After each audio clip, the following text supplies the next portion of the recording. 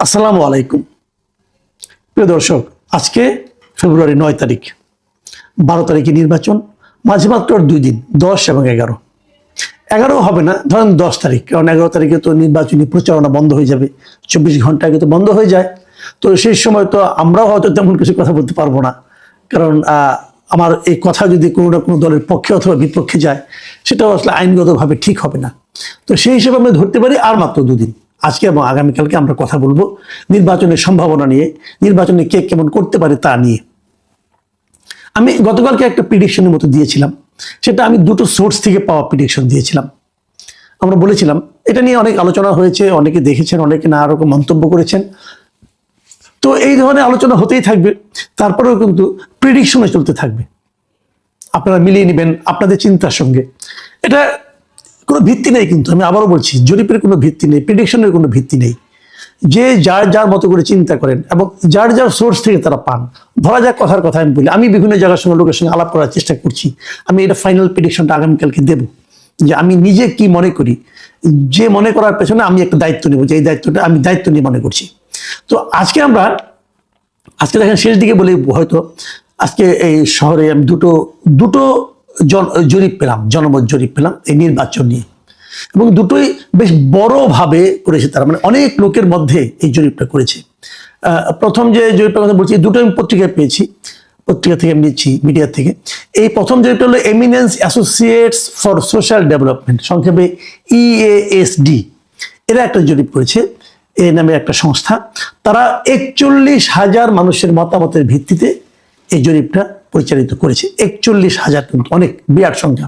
এবং তারা দেশের বিভিন্ন জায়গায় জরিপটা করেছে, মানে একদম বিভিন্ন আপনার আসন ধরে ধরে ওখানে গিয়েছে, অনেকের সঙ্গে বিভিন্ন প্রক্রিয়াটা তারা বলেছে কিভাবে তারা প্রক্রিয়ায়িত করেছে, এবং তাদের যে প্রাপ্তিটা সেটা তারা প্রকাশ করেছে।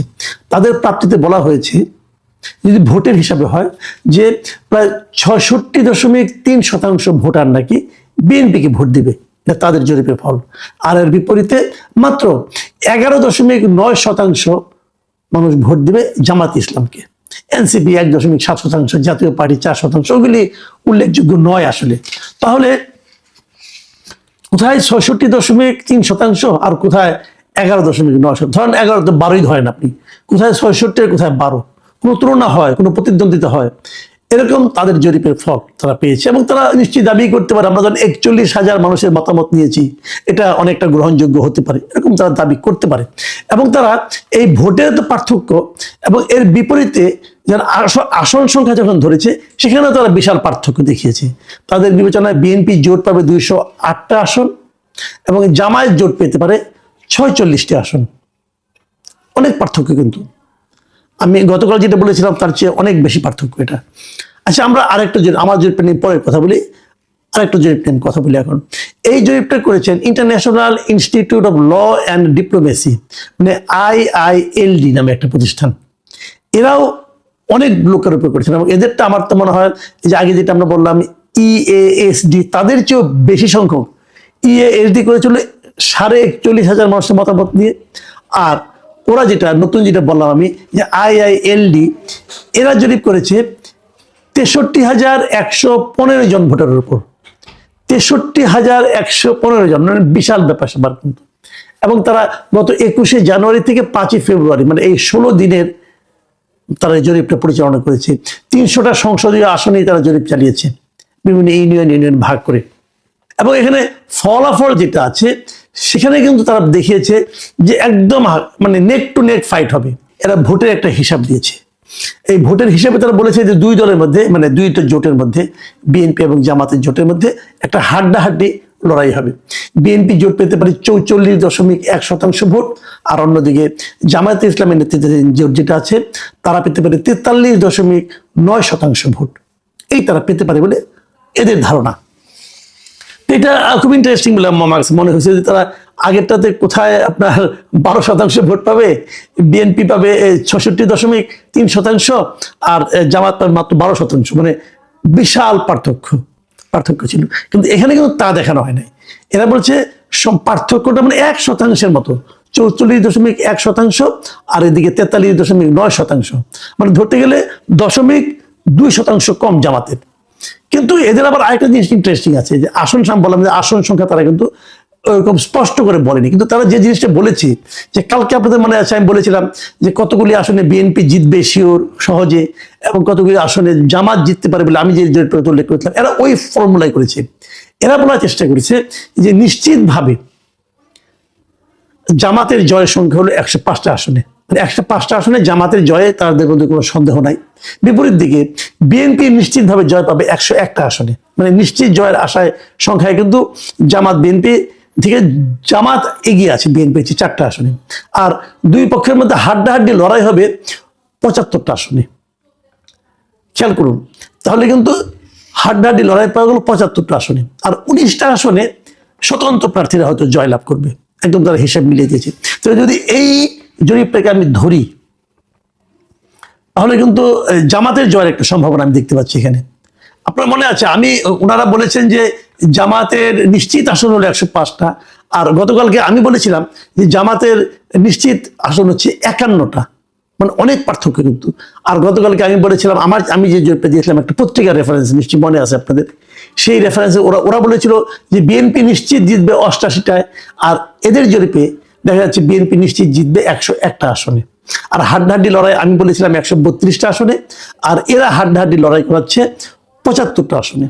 তো দেখেন আমি 3টা জরিপের কথা বললাম, আপনি যদি 3টাই বিশ্বাস করতে চান তা তো মাথা খারাপ হয়ে যাবে। আমি গতকালকে আমি 2টো জরিপ দিয়েছিলাম, একটা আমি বাদ রাখছি, আমি আর একটা পত্রিকার একটা হিসাব দিয়েছিলাম, ওটা আমি বললাম শেষে। ওটার সঙ্গে এই যে আজকে যে দুটোর কথা বললাম, যে একটা হলো IILD এবং আরেকটা হলো EASD, এই যে দুটা প্রতিষ্ঠানের জরিপ, আর অনেক টাকা পয়সা খরচ করেছে, একটাতে প্রায় 64,000 লোক, আরেকটাতে 41,000 লোক, এত লোকে কথা বলেছে। তো এত ডিফারেন্স কেন হবে, এত পার্থক্য কেন হবে? একজন বলছে মানে EASD তারা বলছে জামাত পেতে পারে 46টা আসন, আর ওখানে বিএনপি পেতে পারে 208টা আসন, বিশাল ডিফারেন্স। আর পরেরটাই দেখা যাচ্ছে যে জামাতেরই বরং একটু বেটার হচ্ছে অবস্থানটা, মানে 105টা আর 101টা নিশ্চিত, আর হাড্ডাহাড্ডি 75। তো যোগ করলে 75 যদি অর্ধেক ধরি, তত জামাতে এগিয়ে যাচ্ছে। তো এই যে ডিফারেন্স, এটা কেন? আমি কিন্তু বহুদিন বলেছি যে জরিপ জিনিসটা না অনেকটা ওই যে পত্রিকার রাশিফলের মতো, পড়তে মজা লাগে, আলোচনা করতে মজা লাগে, কিন্তু এর উপর নির্ভর করা যায় না। আমার এবারও মনে হচ্ছে তাই হবে, নির্ভর করা যায় না। আমি ভাবছি শেষ দিনের মতো আজকে আপনাদের অনুষ্ঠানটা মানে আপ করার পর আমি আজকে আমার নিজের চ্যানেলে আরেকটা জরিপ দেবো। আমি এটা হয়তো কালকে ওইটা নিয়ে এবং অন্য বিষয় নিয়ে আলোচনা করব। আমি কি পেলাম মাঠ থেকে সেই আলোচনাটা করব, এবং আমার এই অনলাইন জরিপে কি হয় সেটাও আলোচনা করব। তো এই যে জরিপের এত পার্থক্যটা হচ্ছে, এখন এখানে কিন্তু অনেকে ভাবতে পারেন যে কোন প্ল্যাটফর্মে হচ্ছে এটা ইম্পর্টেন্ট, অথবা কারা করছে এটা ইম্পর্টেন্ট, কারোর দ্বারা প্রভাবিত হয়ে করছে কিনা এটাও একটা জরুরি ব্যাপার। অনেক সময় হয় না এরকম যে টাকার বিনিময়ে অনেকে জরিপ করে দেয়, বিশেষ একটা পার্টিকে একটু ভালো অবস্থানে দেখিয়ে দেওয়া, একটা হিউজ অ্যামাউন্টের টাকা তারা হয়তো অনেকে ব্যয় করে, সেটাও হতে পারে। কোন জরিপ কেন হয়েছে আমি বলতে পারবো না। তবে এই পর্যায়ে এসে আমি একটা কথা বলে শেষ করবো, সেটা হলো গিয়া নির্বাচন তো হয়ে যাবে, 12 তারিখে নির্বাচন হবে, তারপর কি হবে? তারপর কি হবে সেটা আমি আগেও বলেছি, আবারও বলি আরেকবার। সেটা হলো নির্বাচনের পর প্রথম যে সমস্যাটা হবে সেটা হলো নির্বাচনের ফল প্রকাশ নিয়ে একটা আলোচনা এরই মধ্যে আসছে। ইলেকশন ইঞ্জিনিয়ারিং কি হবে? এই আলোচনাটা আসতো না। এই আলোচনাটা আসার পেছনে মূলত যেটা কাজ করছে আমি মনে করি সেটা কাজ করছে তত্ত্বাবধায়ক সরকারের কিছু কর্মকাণ্ড। এই তত্ত্বাবধায়ক সরকারের প্রধান উপদেষ্টা ডক্টর ইউনূসের যে প্রেস উইং, সেই press secretary mister Shafiqul Alam আরো আগে বেশ কয়েকদিন আগে উনি বলেছিলেন এবার নির্বাচনের ফল ঘোষণা করতে দেরি হবে। এই যে কথাটা না, এটা হলো ম্যাজিক সেন্টেন্স। এই সেন্টেন্সের কারণে, এই একটি বাক্যের কারণে পুরো দেশের ভোটারদের মধ্যে, প্রার্থীদের মধ্যে একটা আতঙ্ক ঢুকে গেছে। দেরি কেন হবে? দেরি হওয়ার কি কারণ থাকতে পারে? প্রশ্ন হচ্ছে কয়েকটা। দেখেন, অনেকে বলবেন 2টো ব্যালট গুনতে সময় লাগবে। ওকে ফাইন, 2টো ব্যালট। আপনি বলেন তো, যখন মেয়রের সিটি কর্পোরেশন নির্বাচন হয় তখন ব্যালট থাকে কোটা? তখন তো আপনার একটা সিটি কর্পোরেশনের মেয়রের ব্যালট থাকে, একটা সংরক্ষিত আসনে ব্যালট থাকে, এবং আরেকটা কমিশনারদের ব্যালট থাকে। ইউপি নির্বাচনে এরকম থাকে, 3টা ব্যালট থাকে। তো 3টা ব্যালট যদি এক রাতের মধ্যে, এক বেলার মধ্যে শেষ করা যায় গুনে, তাহলে 2টো ব্যালট গুনে শেষ করা যাবে না কেন?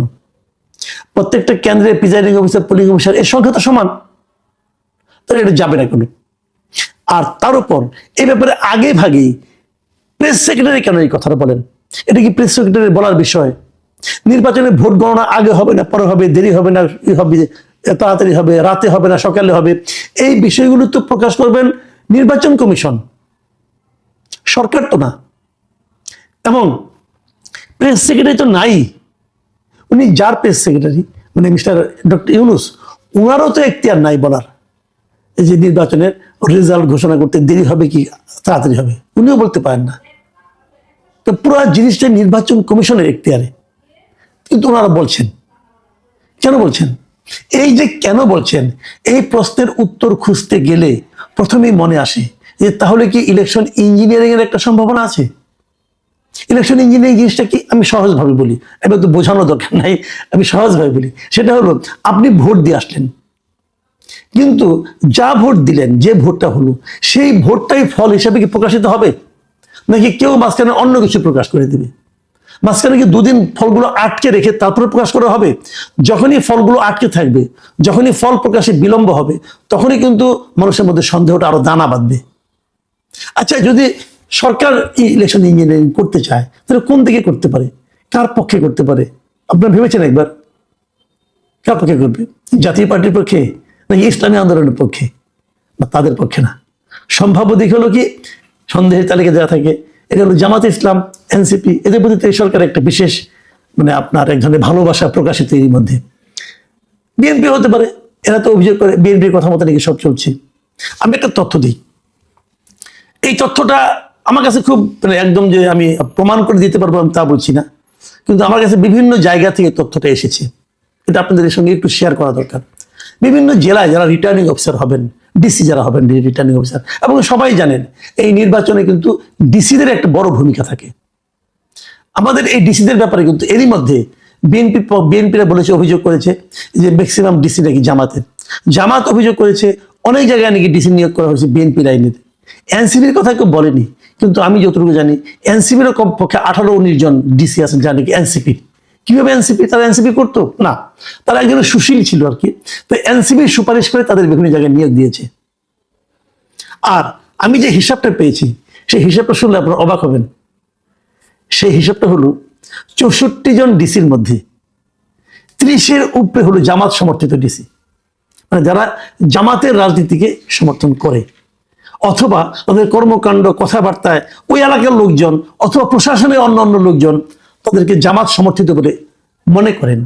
কারণ গত কয়েক মাস কিন্তু জামাতের লোক, প্রশাসনের কোন লোকটা জামাতের, কোন লোকটা বিএনপির, এটা কিন্তু বুঝতে কারো কোনো কষ্ট হয় না, কারণ তারা নিজেরাই প্রকাশ করেছে ভালো পোস্টিং পাওয়ার জন্য। আর বিপরীতে বিএনপি সমর্থিত ডিসির সংখ্যা হলো ধরেন 12-13 জন। পার্থক্যটা বুঝতে পেরেছেন? বিএনপি সমর্থিত জেলা প্রশাসকের সংখ্যা এনসিপির চেয়েও কম। যদি ইলেকশন ইঞ্জিনিয়ারিং হয়, রিটার্নিং অফিসারদের অজ্ঞাতে হতে পারবে না, তারা জানবেন কি হচ্ছে। সেক্ষেত্রে বুঝতেই পারছেন, যদি হয় তাহলে কি হবে। প্রিয় দর্শক, আপনারা ভাবতে থাকুন, বাকি মিলিয়ে নেবেন। ইলেকশন তো আর খুব বেশি দিন নাই, 2-3 দিন।